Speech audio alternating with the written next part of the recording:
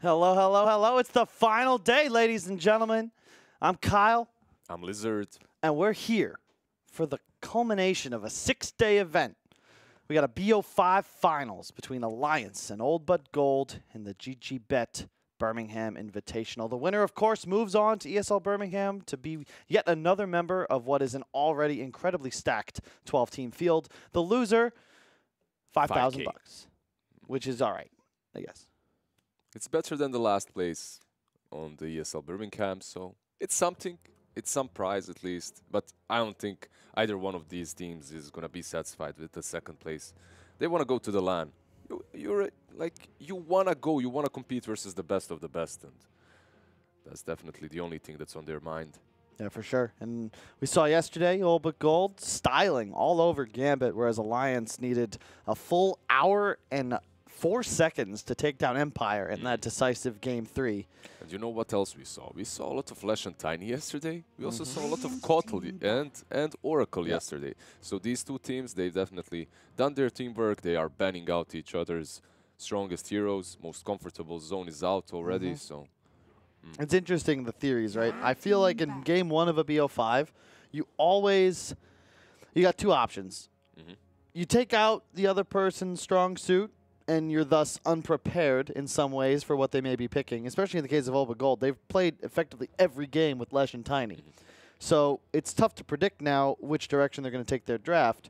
Alternatively, of course, you let them get their strength and see if you, and that full day with which to prepare, can come up with something capable of countering it. Well, you know what, Gambit, everyone would argue that Gambit is the stronger team in between Old But Gold and Gambit, but they still lost to them yesterday, and very convincingly so, versus the Lash and the Tiny every time they let it through. So I can't really blame Alliance for just banning the heroes that these guys are so good with. I think specifically he took, if you look at the Lash, Tiny, Darkseer, right?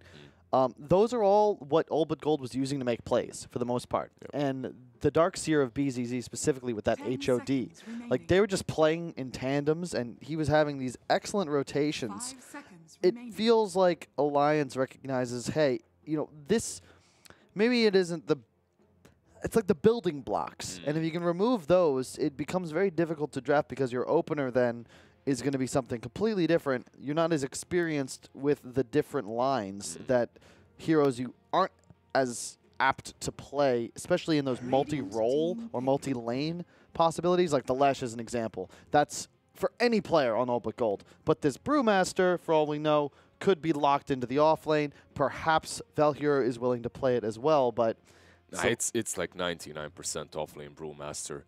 So you make a good point. Just getting rid of these heroes that can be played on multiple positions and that can be first picked is very important for any single team, and specifically when you're playing versus Old But Gold, getting rid of the Tiny and the Lash. We've seen Old But Gold play this Lash on 5, on 3, on 1, even mid. So you have to just get rid of that hero. But overall, Old But Gold yesterday in their second match versus Gambit also tried banning out their comfort zone, their heroes. They had one hero that fit their strategy, and they made it work around him. That was the Terrorblade. And they still had the ability to push. They still had the ability to just have this super aggressive lineup that takes your objectives down very early on.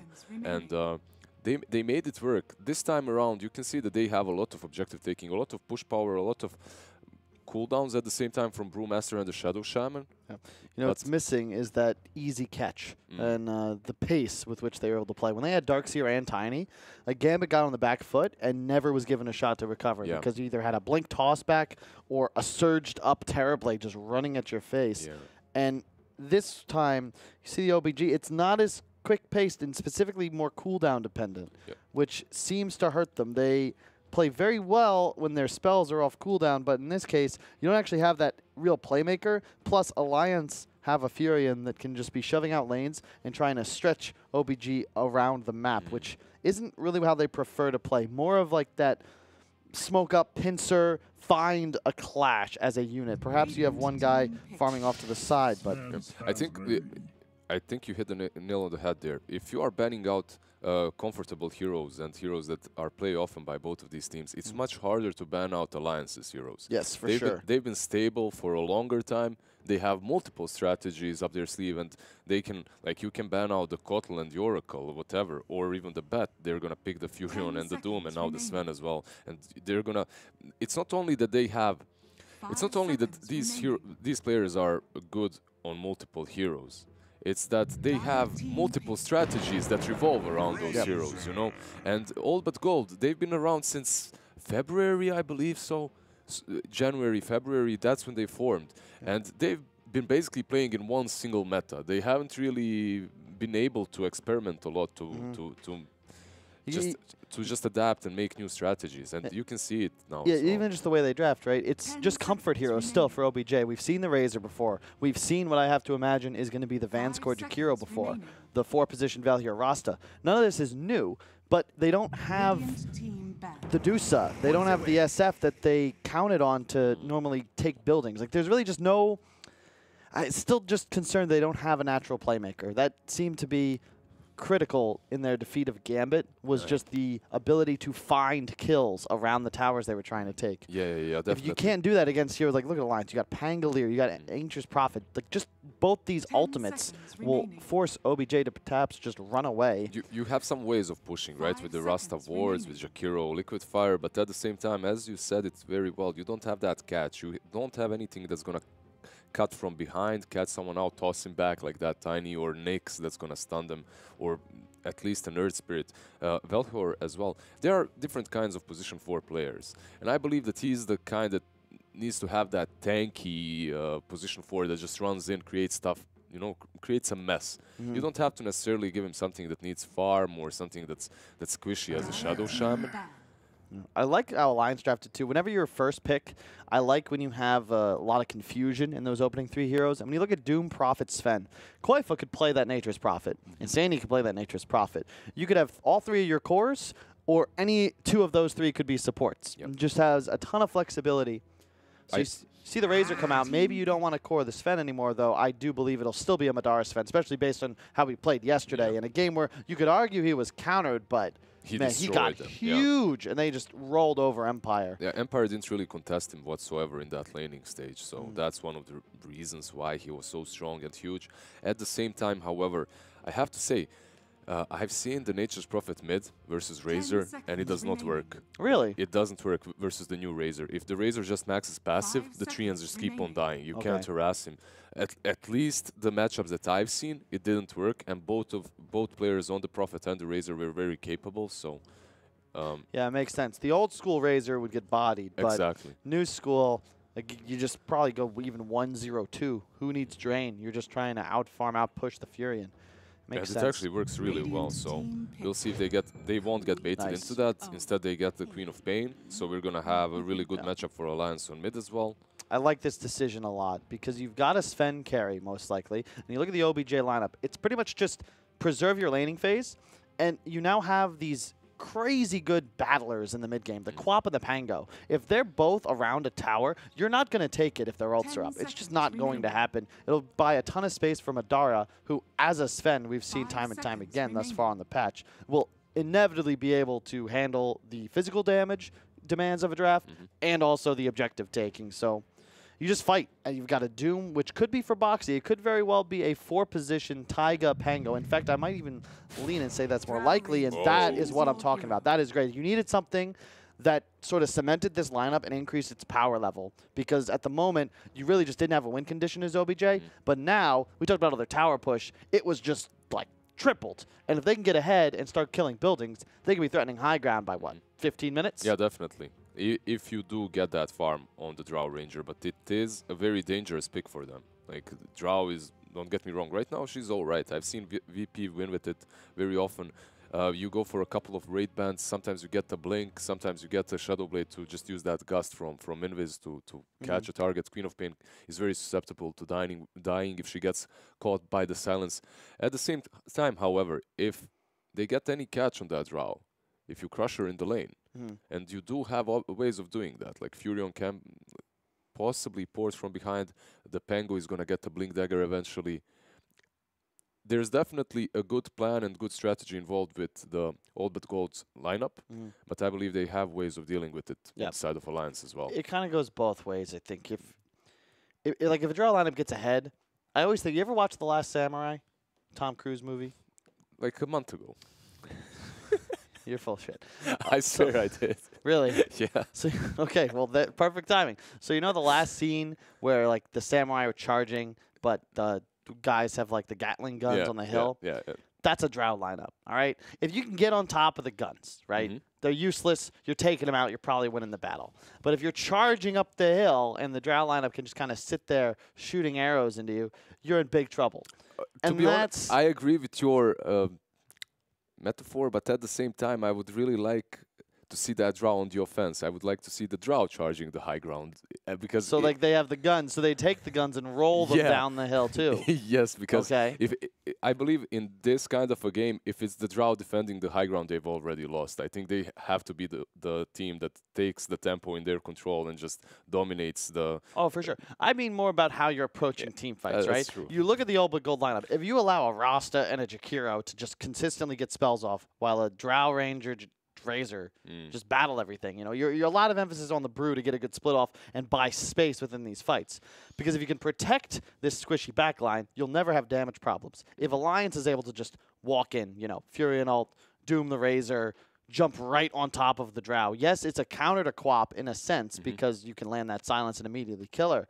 But Quap's very capable of just blinking right on top of a drow and popping all her damage. So it goes both ways. They have so many sources of damage that they don't require them to commit. You know, you have the Furion ulti, you have the Quap ulti from distance. You like Quap even just blinking on top of that drow, as you said. You don't have to really do a lot to take down Rasta, to take down Razor, to take down Drow Ranger. So they need a lot of utility on the side of All But Gold, I believe, as well. And I don't see a true Greaves carrier. Do they have like they have a brew? He's gonna be their sole utility. Maybe Razor.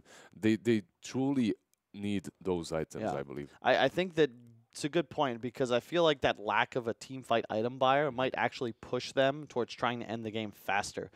You're already on a clock a bit when you draft these drow lineups, so when you have that lack of Greaves buyer, no one really wants to buy. I guess Brew will buy the Vlads, but he's not going for more items past that. That's going to assist in his team, whereas the Pango, we'd expect at some point we'll have Greaves. At some point might even have a Crimson. The Doom will be capable of buying a Vlad's, perhaps even a Drums. Like, you never know. And over time, this stacking aura item disparity will stack up. It's when you get into like the late game, like that second Roche fight, Greaves is just such a bonkers item. The amount of regen, I think 15 armor when you go below 20% HP. They have a lot of damage on the side of All But Gold, but if like after 15 minutes they don't have the utility to support that damage, they're just gonna fall in a matter of seconds once Alliance engages on top of them. So it's gonna be problematic. We see the Madara Sven. Look at those very white spooky, eyes. Yeah, very spooky indeed. Is that Slenderman? Underneath all the armor all along? That's where he's been hiding.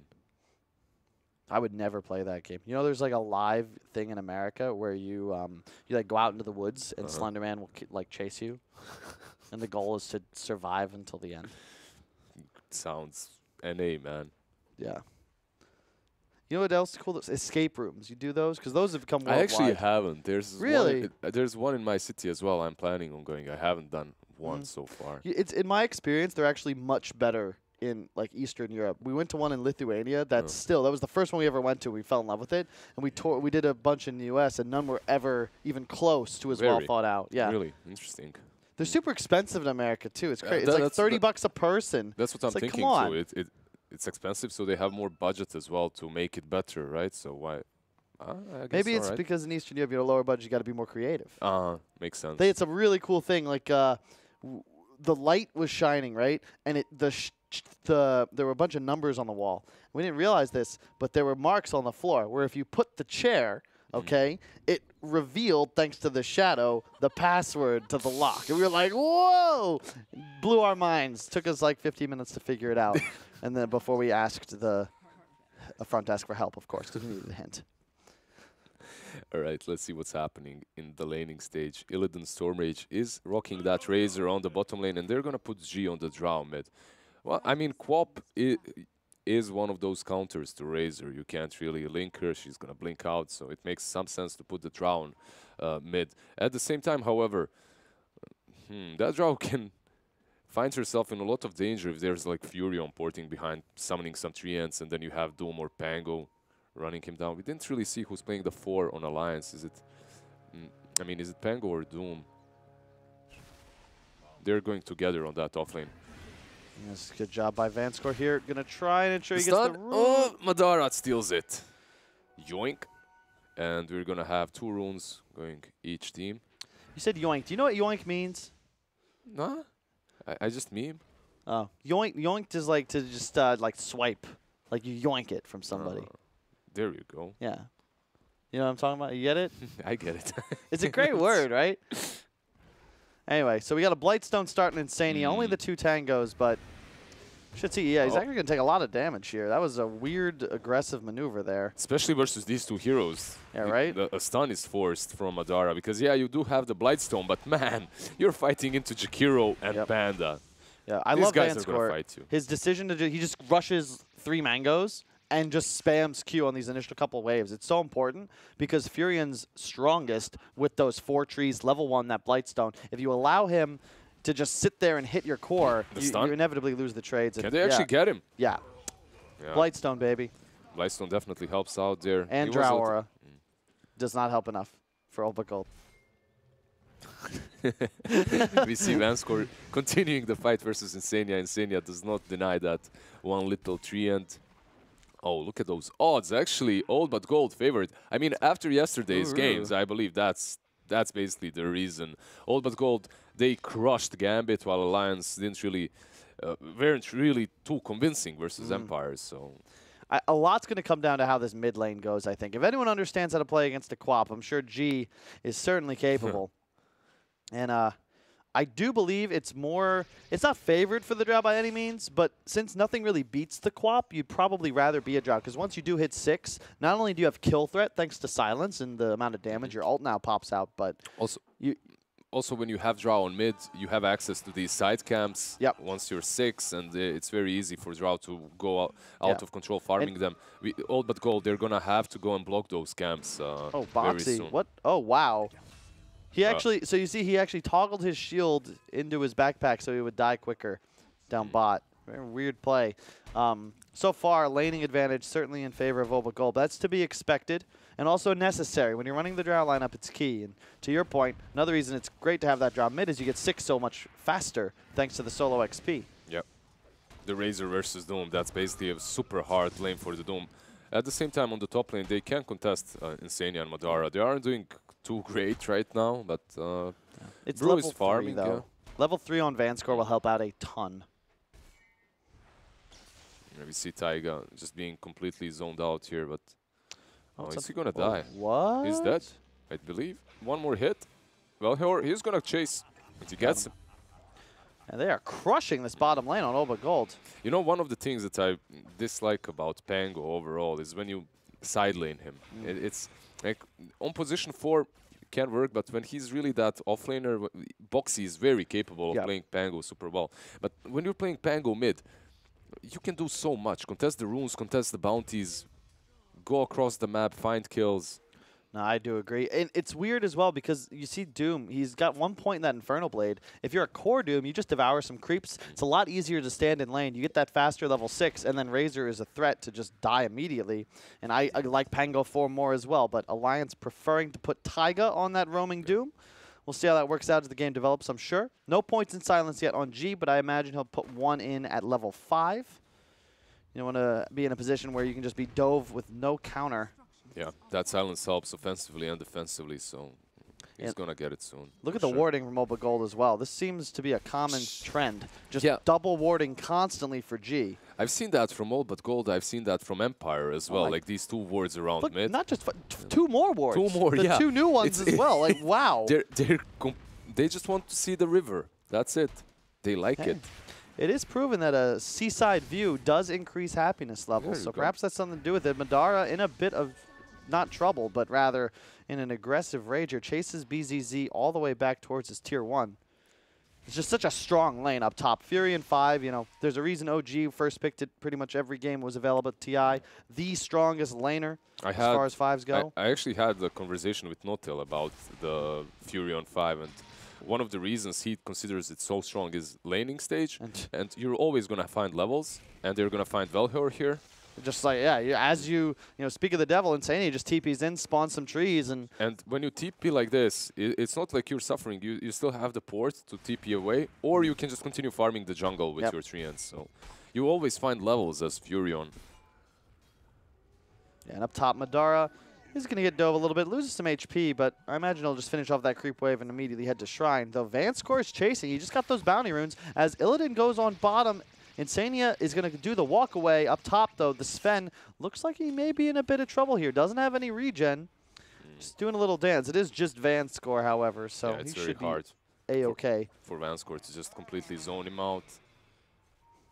Yeah, they did leave the Sven alone on top, so that's a little bit problematic. If you like, he's still doing very well, 31 CS, but yesterday he was farming the stacks. They were stacking for him all the time. He was also killing people in the laning stage. It's not as good of a game as he had yesterday, but it's still quite all right for a Sven. It is a very hard Sven game. If you look at the supports of Obergold, so much CC potential. You got a Brewmaster could chuck him up in the air. The Razor with the length, the Drow Silence. Like, it's so easy to kite a Sven.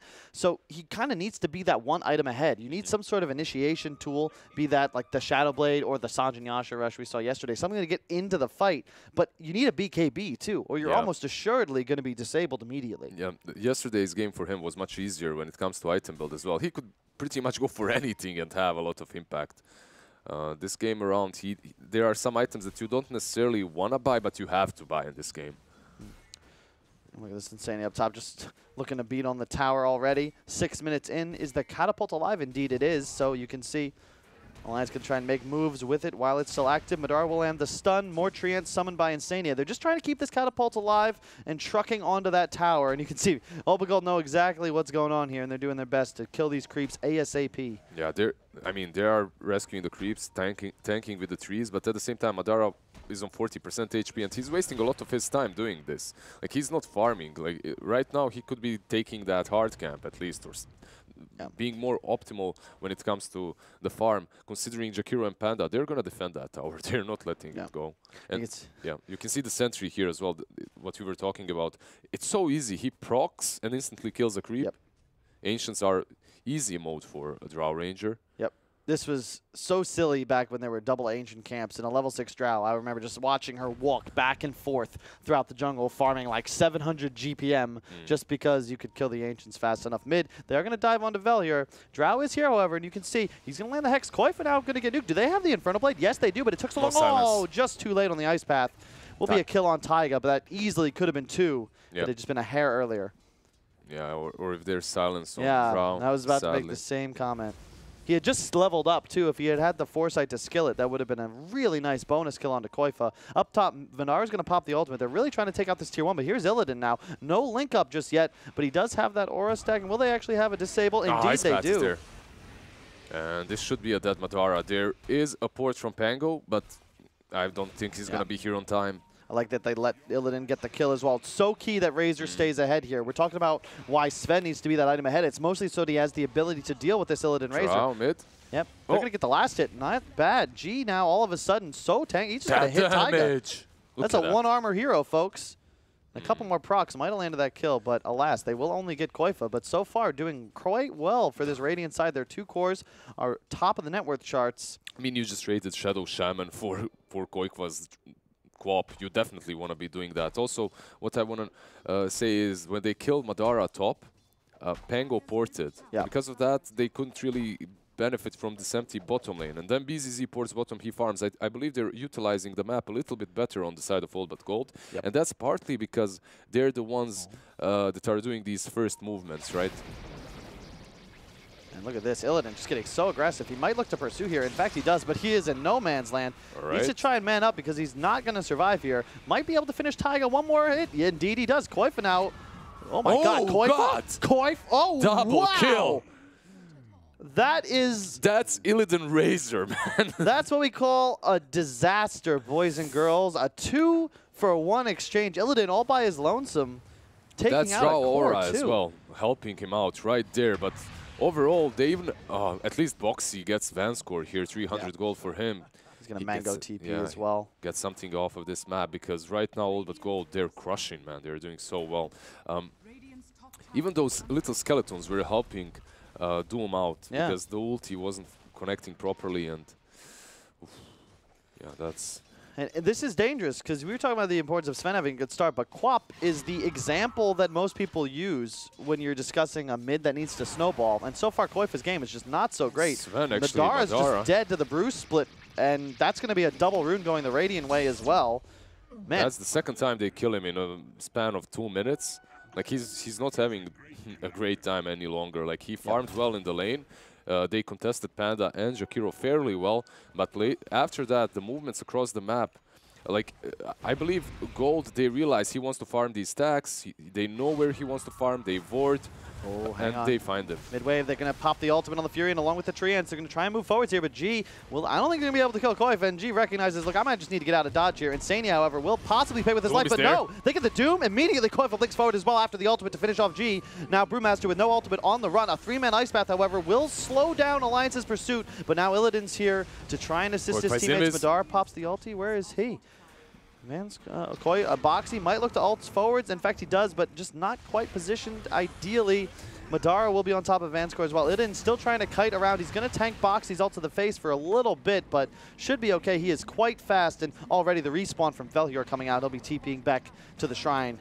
Really good, well played by Alliance, realizing that they had to do something about the state of the game, and they just bring the numbers, right? It's one of the easiest ways to make a comeback. Taiga, however, might fall here, but yeah, it's nice. It's still all right for Alliance. They might lose this tier 1, however. Yeah, exactly. I think that favors All But Gold for sure. It wasn't really that much of a loss in terms of your hero trading, and you blew all of Alliance ults, and you're the one that get that critical tier 1 mid objective, the most important tower in the game of Dota 2. And are they doing Rush? Yeah, they're just down Rush. Yeah, they got roster wards. Dude, they are playing so fast, and credit to Illidan, by the way. You look at the lineup, we've talked about having the set. One core needs to be able to rotate, right? Yep. And the 2 supports of All But Gold are so level hungry. You have Jakiro, Rasta, you want them to have a game. So Illidan, since he got online, level 7, has been all around just running through the map. They did so well when it comes to rotations and when it comes to research spread across their cores and supports. When Drow went to take those Ancients, Rasta was mid all the time getting levels. Same goes for Razor, just rotating across the map, giving Jakiro and Panda the levels. Like when he rotated top, when they killed Madara, instantly Brewmaster ported bottom to get his levels. And one more thing, I love the build. He's doing what SA teams did during the major. He's doing the Atos build on Razor. No Yules, no Mac Greaves, nothing like that. He's doing the Atos, and Atos in this game versus the Sven, versus the Queen of Pain. It's really good. Even Root versus Pango works super well. Even versus Furion. You can't pour it out of, you cannot use your W exactly. or TP. And the best thing about that Atos is it allows you to be the playmaker. The playmaker that they needed. They need someone to be running across the map, getting these skills. And also just the way the game started for him is going to allow him to do exactly that. Yeah, and it's the theme so far of the tournament, it feels, where you had a lot of teams that just didn't seem to have their items synergized, right? But then you look at the way All But Gold is playing. You've got a Dragonlance into Yasha on the Drow, a rushed Vlad's on Brew, and the Atos just complete on the Razor. They've all peaked in a sense and are spiking at the exact same time 13 minutes into this game as Koifa is still just halfway to that Orchid. So until then, won't be able to really do much on map. However, Boxy already with the Javelin he's going on him. Vanscore's TPing in. That'll be a long teleport, however. Don't know if he'll be here in time, but the Atos is there, though. Will it be? Ice Path? Oh, Taiga thought about casting Doom there, but as soon as that Ice Path landed, recognized that it was not going to be a potential turnaround. However. Oh, nice. Vanscore's going to get the ward, clear that out of their own jungle. They do have an active Shrive here on the Radiant side, but and that Aegis too. I'm surprised they put it on the Drow. You think it would have been better on Illidan here just because he's playing so much more aggressive, or no?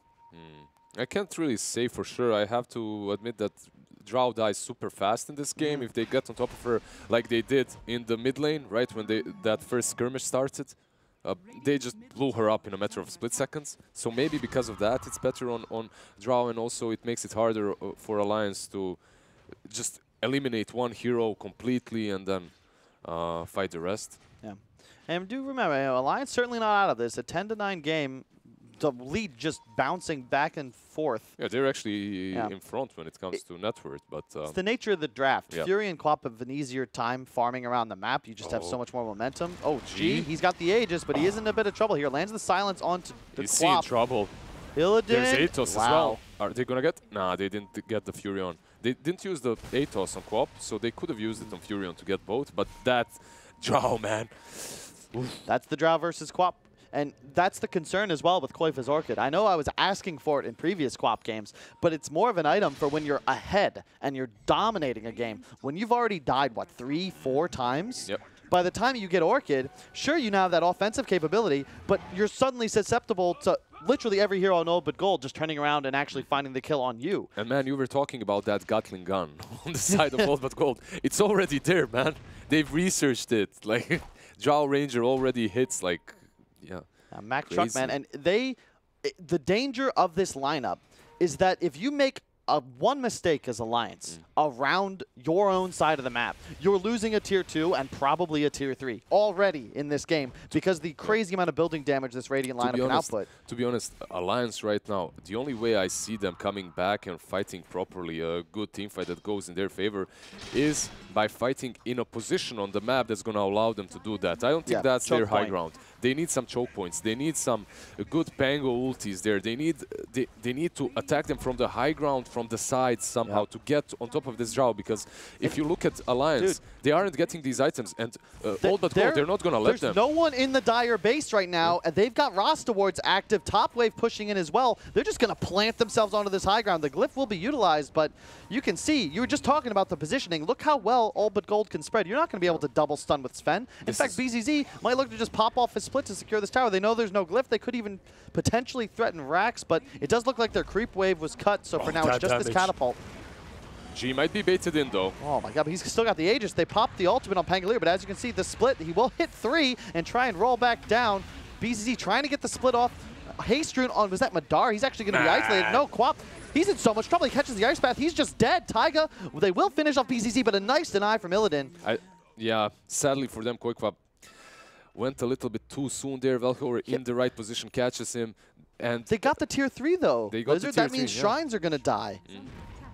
And at the same time, I just have to comment Boxy. He played that so well, stunning Panda, what, 3 times, then proccing the silence. I believe they use Doom as well, though. Yes. So you don't have Rolling Thunder, you don't have Doom, you don't have Quap.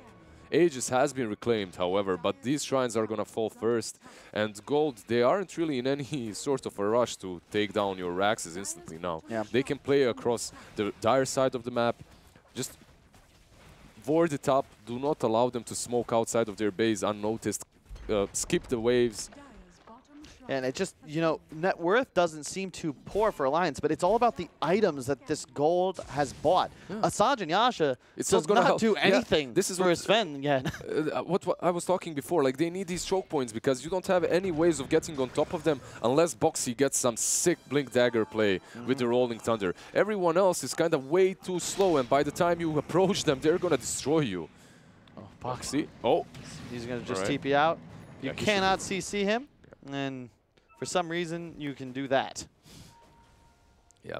But hey, well played to him. He drags all 5 Radiant heroes down into their own jungle. They wanted to go bottom, though, to outpush the bottom lane and take down those 2 towers. Rosh isn't going to spawn, so they know this is a safe play for them to do. However, they might defend top as well. I don't think you will let Insania just do whatever he wants to like this. It's tough, though. You want the BKB Razor before you actually look for a big engage here. It's very important. You don't want to be in a position where Taiga can just doom your Razor and potentially win the team fight off that. Yeah, they will defend, however, but you can just see the strength of the Alliance lineup is, you know, true to form, going back all the way to like that TI3, utilizing the Fury and constantly ratting the creep waves and just trying to ensure that Old But Gold doesn't get an opportunity to get that 5-man push on top of. This is a really good play by Insania. First and foremost, that tier 2 push on top lane goes bottom. However, Boxy is not that lucky this time around, as he does get caught. Yeah. Yep. And a ward that may have given him a false sense of security. They've got one in the mid lane, one on that hill above the Radiant Tier 2 tower, but it does not matter the moment Rasta catches you. And this is a tale as old as time, it feels. This Rasta with the Blink Dagger and just the tons and tons of disable. Doesn't matter how late in the game it gets. If he finds a hero and drops wards around it, the assistance of any other core guarantees a kill. If he does the build that's very popular right now, oh, the double damage is there on G, and the damage. They're thinking about it. They drop the ward for a little bit of vision. Illidan chasing. They know Madara must have turned up, but unfortunately, they do not have any method of acquiring vision just yet. G actually attacked a creep there once. He attacked one of these small golems. I believe if he continued attacking the Sven with the frost arrows, they could have caught him, but it happens. And Insania doing the good old alliance stuff, just ratting.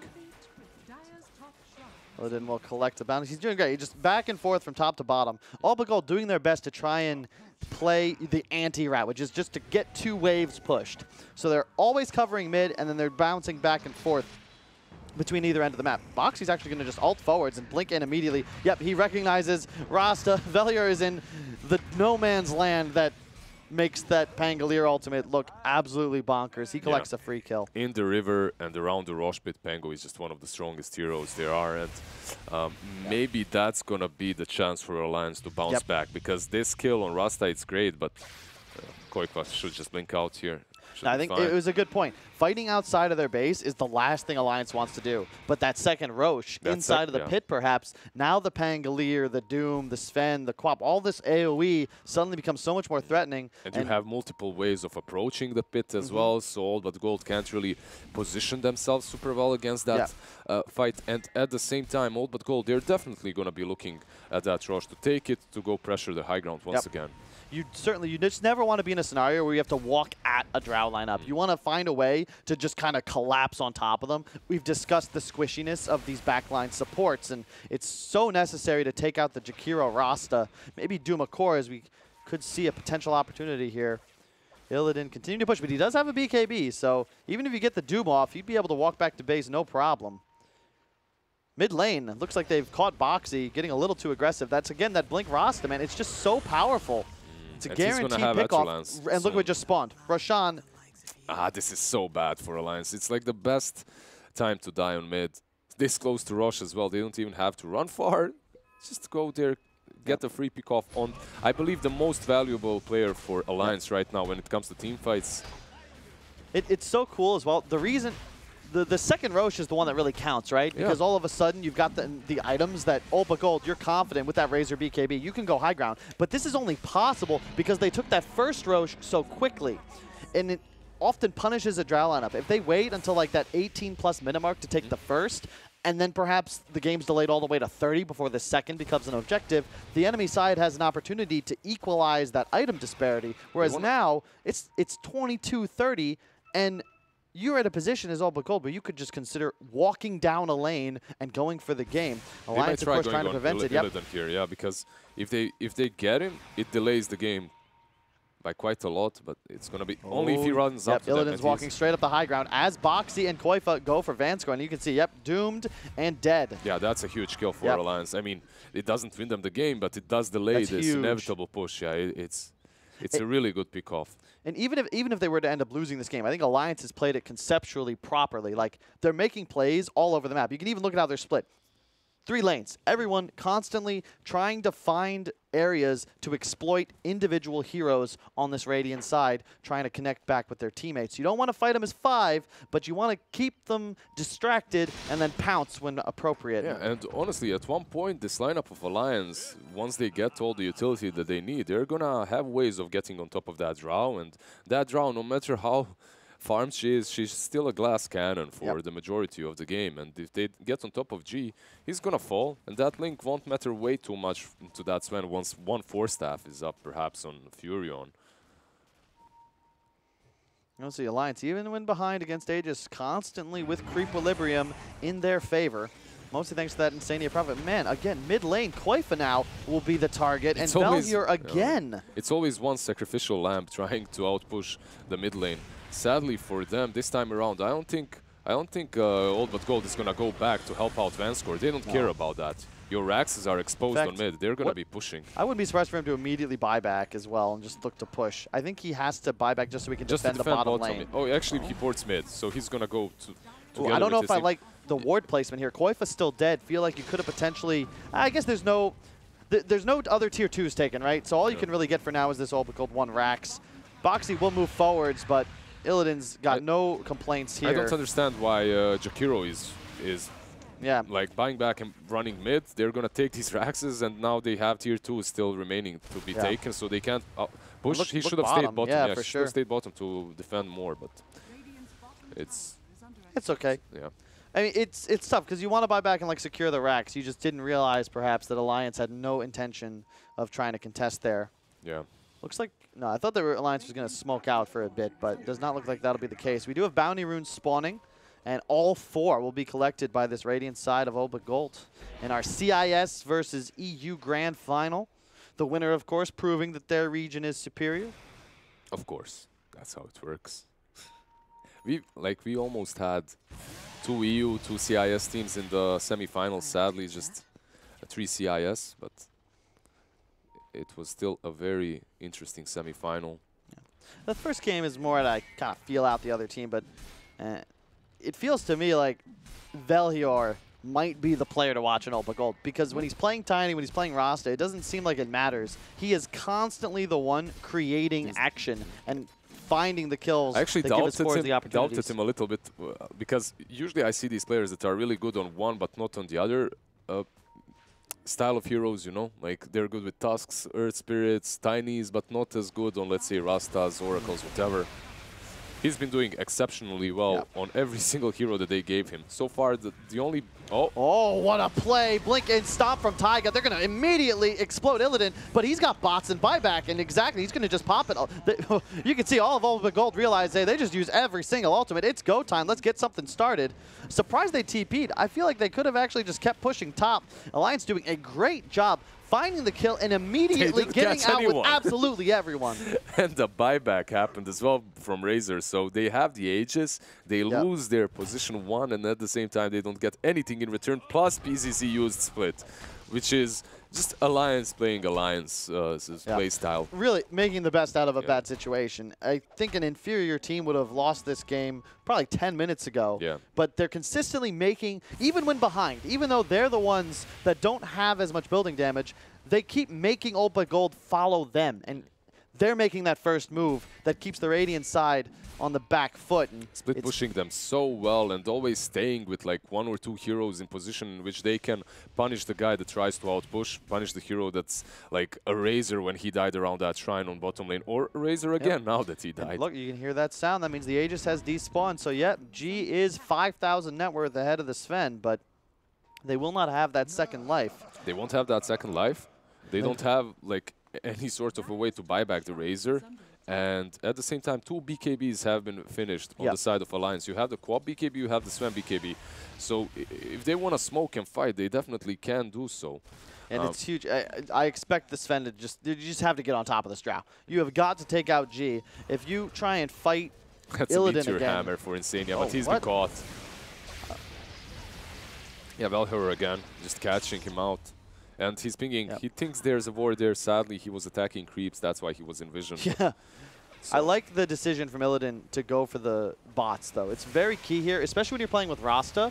You enable Velhior now to make plays literally anywhere on the map, knowing that there will be a core that can follow up and find those free kills. You need that sort of ability if you're going to punish the Quap and the Furion and the Pango from split pushing. Otherwise, Alliance just continues to do what they've been doing until eventually they're at a point in the game where they're confident actually taking you on in a 5-on-5. Look at these two on the bottom lane again. Now they are being joined by the Sven as well, but they always do the same thing. They outpush, they force someone to go back, and once someone does go back, like Razor is right now, he has to be careful not to die again. Luckily for him, it's only Boxy around this time. Actually, Doom, Taiga around. Razor, he should, like what the spectator is trying to show us, he should buy a port and carry it around as well. As you have travels, have port. It's weird, though. You know, this is old but gold. Yeah. And it's tough to learn those new habits. Yeah, it's tough to read the patch notes. He'll see. He'll get it. I trust in my boy Illidan. And blink on Tiger like we saw picked up earlier. There we go, the smoke. The first actual action from Alliance. The first. It looks like it might have been spotted, though, because BZZ pinged right on top of it as There's it went a ward out. there, right? No, it's a dire ward. But yeah, I think it just you saw the animation on the wave. And Insania was attacking the creeps there. And he got smoked and then broke the smoke with the attack, too. And you can see the way All But Gold has positioned themselves on the high ground around their shrine. If you want to approach them, it's going to be in the best possible position for them at the moment. And it's tough because you'll never see this sort of play on a stat screen, right? But this is a great play from All But Gold where they read the smoke and just stack as 5. Sure, you waste a bit of time, but who cares? They're going to blink right in on Insania. There are 5 heroes here, but gets the BKB off just before the Doom goes out. And look at the Drow damage popping out. That's going to be a dead Taiga in just one moment. The split comes off. Madara's going to go forwards, pops the BKB. He's going to try and take out Illidan, but the Sprout, the Glimmer Cape, they're just kiting Madara's BKB. He can't get any attacks off, and now Boxy in so much trouble. Get right on top of G, but tanks the silence to the face, immediately goes down, and Madara, he didn't attack a single hero that entire engagement. Yeah, sadly for him, Razor got sprouted by Insania. Maybe they shouldn't do that. Wow, and the Glimmer Cape too, once it finally faded. The Glimmer Cape and the Sprout pretty much saving Razor right there. And he popped that BKB super fast too. Where was Koifa in that fight? Koifa jumped from behind to take down Velhor, which they did manage to, but that was it. Yeah, but dude, G has really impressed. I mean, 312 CS, a bit over 10 per minute averaged, but really, when you consider how long G, like he was an analyst for a little while because he just couldn't get any offers, and it's kind of crazy to think about it when he was, I'd say, the undisputed best mid player in CIS from what, TI 4 through maybe TI 6, and just fell off the map. Yeah, after the VP, like he really didn't find any good stacks to play with, sadly for him. You know what else I miss? Scandal. I was going to mention him, like talking about these best mid players, he was pretty much the best TA, right? CIS, best CIS TA player out there. Everyone expected him to just become a tier 1 player. Just never happened for some reason. Well, look at those catapults with the Drow attack. Oh no, it doesn't get the BKB off, which means Vel here, again, the bots coming into play with excellent positioning from the 4 position of All But Gold. Sure, it's only a 2K advantage, but like we talked about, they're the ones that can threaten high ground so easily. Now, a TP coming in top from Illidan. He's going to go for Insania land. Yep, there you go. He's got so much drain damage still thanks to Madara. That's going to be an easy kill. Alliance, they're postured up on the high ground, but suddenly, they're a man without a plan. It's 5-on-3, and they're going to be pursued immediately. G looking to land the silence, won't be able to get it. ATOS in 3 seconds, but Boxy does manage to blink out. However, you have to defend this high ground, and your Sven, he does not have a buyback actually for 45 more seconds. Look at the Insania rather buying back that ultimate, just clearing out all of the creep waves. I think it's time to go rush if you are All But Gold. 40 seconds, though. They would be forced into a 5-on-5 if they're going to wait for that objective to spawn. And it is, of course, that Refresher Orb, which really, I think, benefits Alliance more than All But Gold. If they're able to contest this Roche somehow. I guess if you give it to Rasta, he can take down the side easily. But besides that, it does benefit Alliance a bit more. And Panda just finished AC, by the way. Jesus. Yeah, so... Such as Brown Boots, Vlad's Blink AC. What a build. But you can't, you talk about power spike, this is it. Oh, great play from Vel here to immediately counter-initiate on top of the Doom, and just the double CC, oh my god, are they gonna get Taiga? The Bruce Split will come off, he gets the stun off, full CC onto the Pangolier. Will they be able to land Atos? Yes, they do. Now he gets thrown up in the air, drop down, will it be enough? The Ice Path will miss, and Boxy should be able to ult away. A small mistake there to Cyclone him after the Atos, right? But he does have Reeves and Insania. He doesn't have buyback. He just died. And talking about that Rosh, yeah, it's difficult fighting 5-on-5 around this Rosh pit, but when they feed away a few kills like they just have, you just go and you clean it up super fast without any worries. And now there's no question who's taking this Aegis. You give it to G. Look at this man and his attack speed. Oh my goodness. He is a 22,000 net worth Drow. And Brew is going to have 2 splits, I suppose. Yep. Or is he going to give it to Rasta? I'm not certain, but it works well both ways. I'd like to see Illidan buy an item before this fight begins. Might be, I mean, I'm sure he wants to save buyback since he is a bots hero, but even just a plate mail could be very effective here. Yeah, 5.6k. I wouldn't mind more utility even. Just they have the damage, right? So it's not really that necessary. Maybe a halberd? Yeah, that would be good versus the Sven. He could even buy Axe, give him the refresher, or put him on the high ground. I mean, I don't think it's optimal, but they have enough push power on their side. Yeah. I hope we tank up see a him buy bit, sir. something. You know, buy an Octarine core. Why not? Radiance. Go for it. Yeah. Because you see, the concern I have with this, like, you're going for the game here, right? You have a 6,000 gold lead, but if you're saving 6,000 gold, effectively, you're at an even He's match. buying something right now, I believe, on that side shop. He bought the Shiva recipe, so Shiva's is going to be the item. Yeah, it makes a lot of sense. It's good, yeah.